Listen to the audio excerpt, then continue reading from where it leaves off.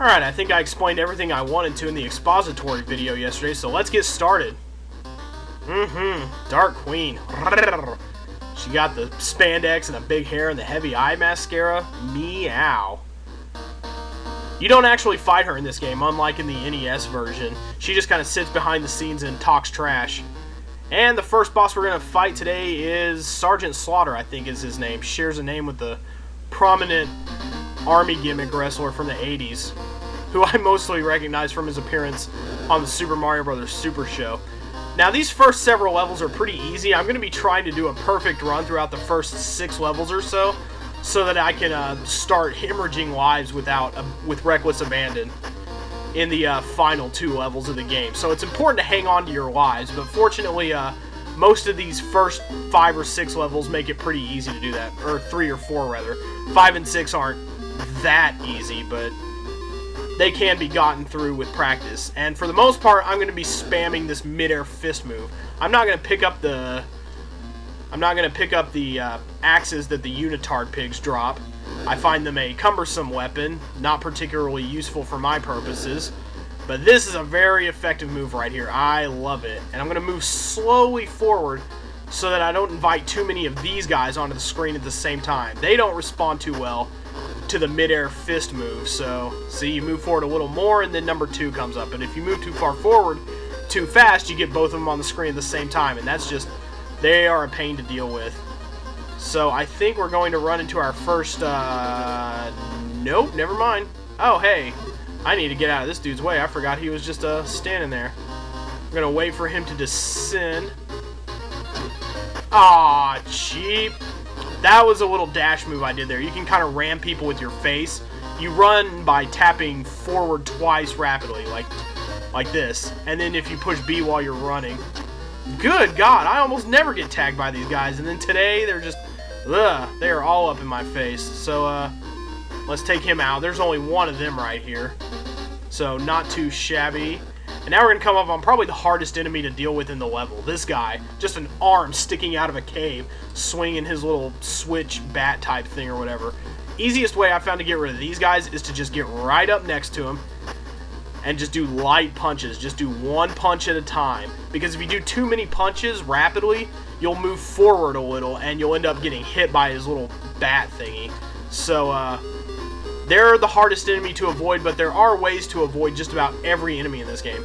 And the rat saucer is nice enough to wait until you dealt with that other enemy to come down and try to take you out. Now, I think I'm going to want to move forward slowly here, because I think there's 2 of these guys coming up.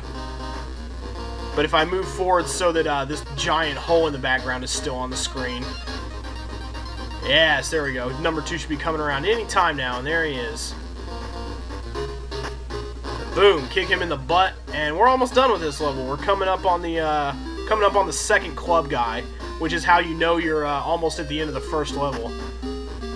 Gonna get right up on him, do the same thing, only one punch at a time, wait for the follow-through, and then we get rid of him. And when you get to the second one of those guys, that's how you know you're at Sergeant Slaughter. And his only move, basically, he doesn't have a very big life bar. His only means of defense is jumping on you. So if you just cheese this fist thingy, he's an easy boss. He's very slow, he's very dumb. This is a simple level. And as soon as you've beaten it, you can take off for kind of the Volkmeyer's Inferno Light. Way to go, Zitz! Wait, no, way to go, Zitz, that's what he's saying. Ha ha ha. But at least he's a fan of the white stripes, I see. Oh yes, we will rap with the Rat Rocket, brother man. There's going to be 5 different segments to this level. First is a wave of these kind of miniature bat, chicken, flying type things. They don't take off too much health, but you still don't want to get hit by them regardless. I'm going to try to do a perfect run through the first 5 or 6 levels, not getting hit-wise, because that's a little difficult, but as far as hanging on to all my lives, because I'm going to need them for levels 7 and 8 when you really start hemorrhaging lives. Okay, so I took 1 hit. That's not the worst thing in the world. Segments 2 and 4 consist of this little... It's got 2 dorsal fins, one on bottom, one on top. Pretty simple, but you have individual bullets you can shoot by tapping the B button, or you can fire off a charge shot by holding the B button down, I don't find it particularly useful for these first 5 segments, but I may use it when it's closer to boss time. Now here's the hardest segment right here, and the one that's most reminiscent of the original Volkmeyer's Inferno, but it's not nearly as hard here as it was there. Just got to move through the open pathways. They'll gradually get faster, and they are one-hit kills, so you have to ace this segment to get past it. Here we go. They're not at the very top and bottom anymore. We're going to have to be basically going down, up, down, up, down, up. There we go. It's not a difficult segment, a little bit harrowing considering this is only the 2nd level, but it's not the worst thing in the world to have to get through. And then another one of these things, and now we are coming up on the last segment before the boss, when a bunch of giant rats with wings come flying at us. Rats with wings? Why don't they just call them pigeons? New York City jokes, they're funny. I've never been there, though. So yeah, you just plow through these guys, and they do take off 4 energy points per hit, so you can basically take 3 hits with a full life bar. But the nice thing is, when you get through this segment, your life is refilled entirely for the boss fight. Basically, we're just going to take out all the guns, and I'm going to use the small shot for now because you can shoot through the bullets with it, so you can kind of defend yourself. You won't always be on the level of the bullets, unfortunately, because the rat rocket just kind of weaves up and down. So you can't just like sit there. You have to kind of move up and down to protect yourself from the bullets. But it's not. Oh yikes! Oh wow! I thought I was the bottom bar for a second. Nope, that's him. But he's not dead yet. He has a second phase that you need to be careful of. As soon as I can blow off this bottom gun, there it is. Basically, here's where I use my charge shot. You want to wait for him to fire a wave of needle missiles, and then you can move in and get about 4 or 5 shots on him. And the intervals are fairly easy to study.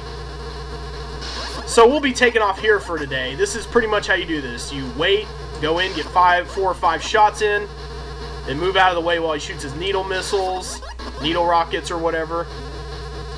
And yeah, we'll be stopping here for today. I know that makes the video kind of short, but I'm more interested in finding solid stopping points than in just cramming 15 minutes of content into a video, and 2 levels a day is a pretty good pace for this game.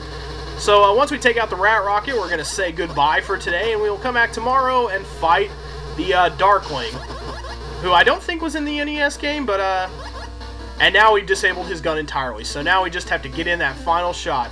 I'll see you guys tomorrow. There we go. All right.